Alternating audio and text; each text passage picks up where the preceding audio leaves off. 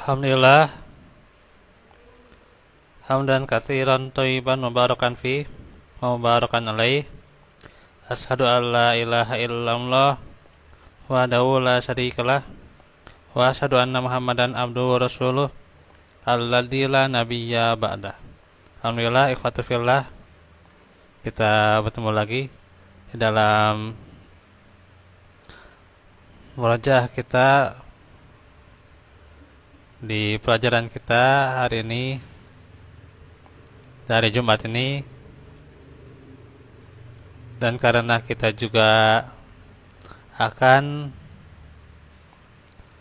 berada di bulan Ramadan, tuh ya, kurang lebih sepekan lagi, maka tentunya kita sedikit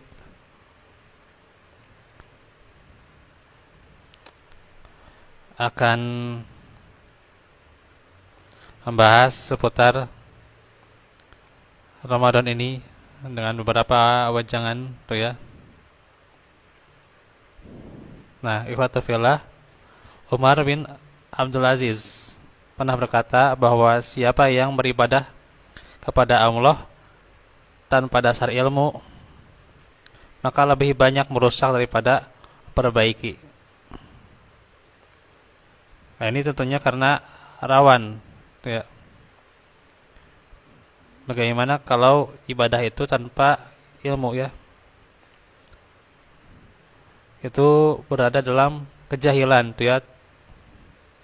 Ingat, tanpa ilmu. Boleh jadi dia menyangka benar apa yang salah, atau menganggap sebagai amalannya itu ketaatan, berpahala, ya. Berpahala, dapat ganjaran, padahal tidak, karena menyelisihi syariat. Nah, itu juga pentingnya kita berilmu sebelum beramal, karena ilmu adalah pokok segala sesuatu. Ilmu yang menjadi imamnya amal, dan ilmu yang akan menuntun seseorang beribadah kepada Allah dengan cara yang benar, khususnya ibadah-ibadah. Nah, diantaranya di bulan Ramadan ini, ya.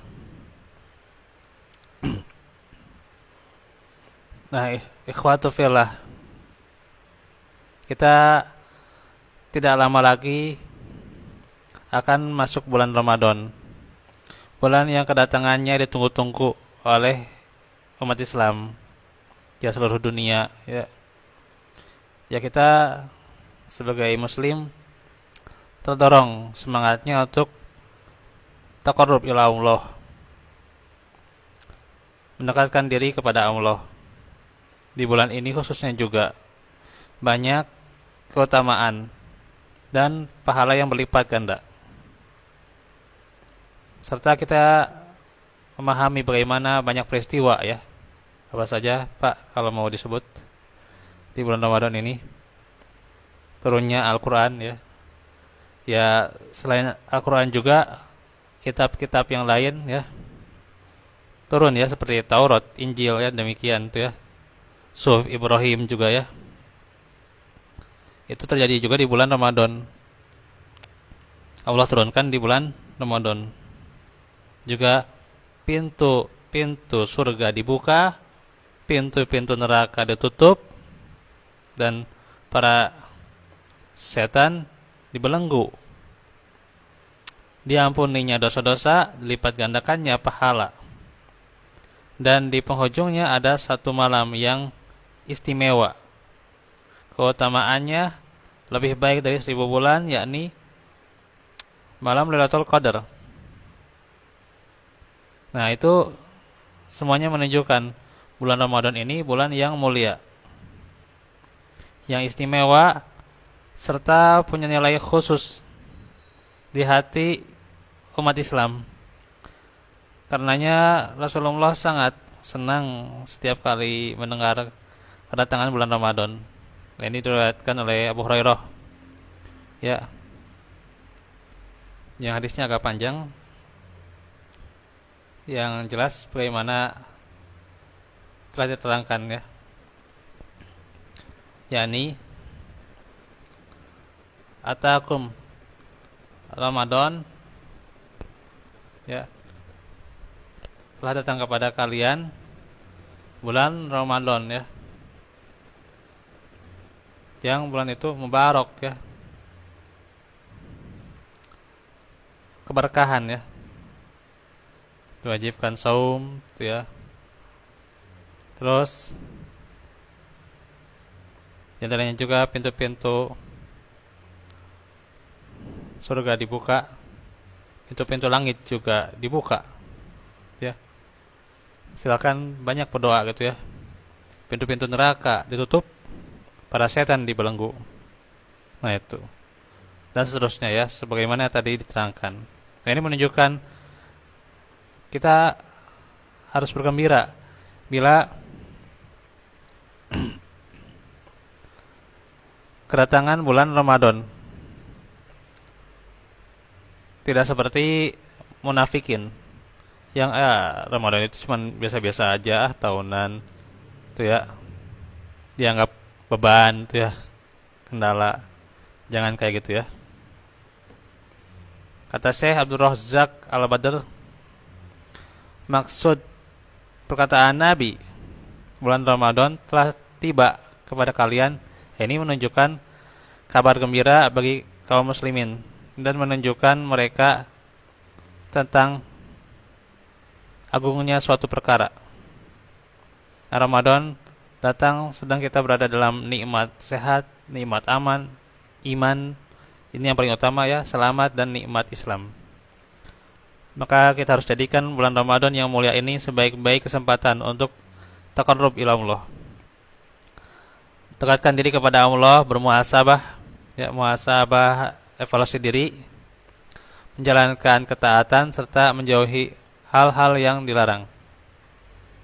Nah, ini sudah sepatutnya kita bersyukur kepada Allah dengan kedatangan bulan yang agung ini. Gembira berlimpahnya kebaikan ya. Dan pada bulan ini juga Allah benar-benar memberi kemudahan kepada kita, yakni kepada hambanya, di antaranya jalan menuju surga ya.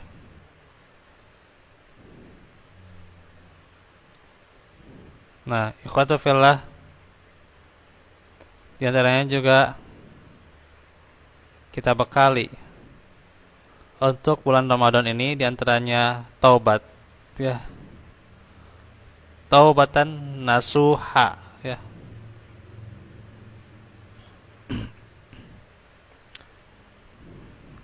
Allah Ta'ala berfirman, ya ayyuhalladzina amanu tubu ilallahi taubatan nasuha. Wahai orang-orang yang beriman, bertaubatlah kepada Allah dengan taubat yang nasuha. Apa itu? Kata Al-Hafidz Ibnu Katsir, yakni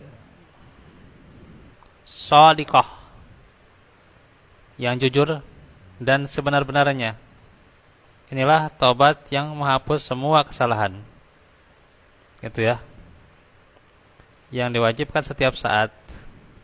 Apalagi ditekankan ketika manakala memasuki bulan Ramadan. Ini kita diwajibkan kembali kepada Allah, bertaubat dari segala dosa. Itu utamanya juga bagaimana kesyirikan, dosa-dosa itu ya.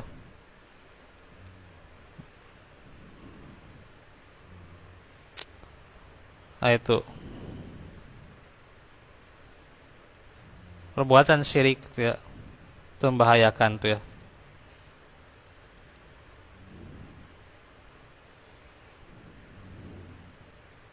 Kalau dia belum sempat bertobat dari syirik ya, tidak akan diampuni itu ya. Berat sekali ya, amalannya gugur itu ya, insyaallah. Maka segeralah bertaubat. Juga sesali perbuatan, bertekad tidak mengulangi, dan juga beristighfar ya, sebagaimana para salafus salih. Juga Amr bin Qais berkata, sungguh beruntung orang yang memperbaiki dirinya sebelum masuki bulan Ramadan.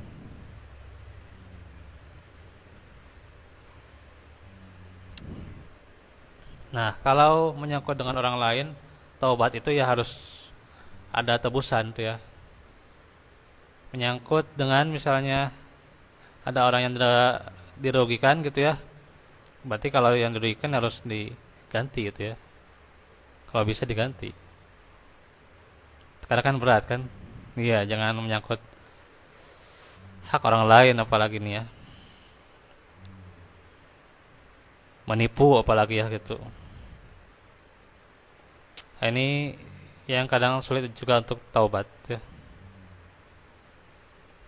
Makanya ini momen yang penting kita bertaubat. Kedua, ilmu syar'i yang menunjang tentunya untuk bulan Ramadan kita pelajari sifat saumnya Nabi, ibadah yang dianjurkan selama bulan Ramadan, apa saja pembatal-pembatal di ibadah saum ya, pembatal pahala saum juga diantaranya keutamaan malam Lailatul Qadar. Terus gimana cara ngedapatinya gitu ya? Itu harus dengan ilmu tentunya ya.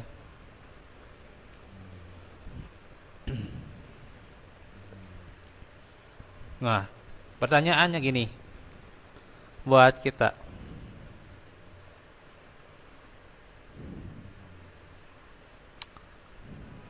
Tentang perbuatan sekecil apapun ya, kelak nanti akan ditanyakan ya, apa tujuannya dan bagaimana caranya gitu. Nah, ini sudah saya terangkan juga sebenarnya ya. Di faedah masjid lainnya saya cuma agak lupa terangkannya sudah sampai mana ya. Jadi tujuannya apa dalam beramal?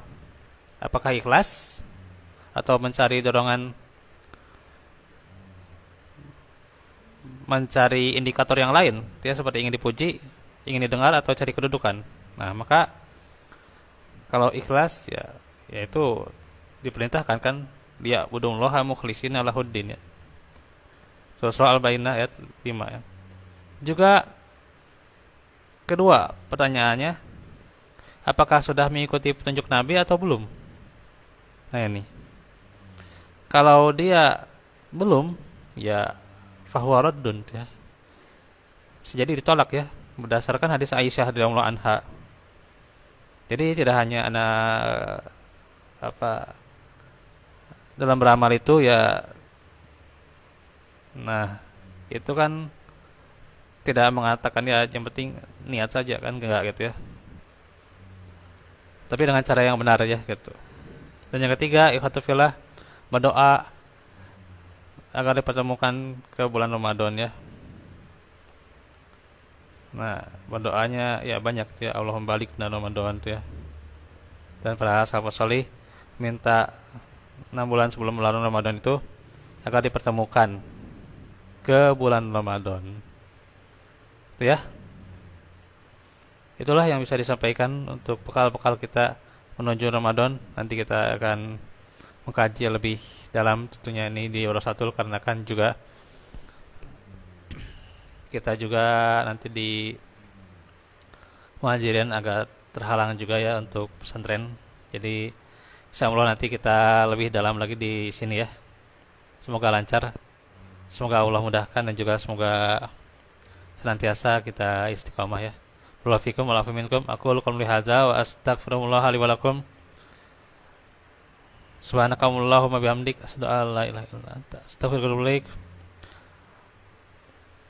Rabbana atina fid dunya hasanah wa fil akhirati hasanah. Assalamualaikum warahmatullahi wabarakatuh.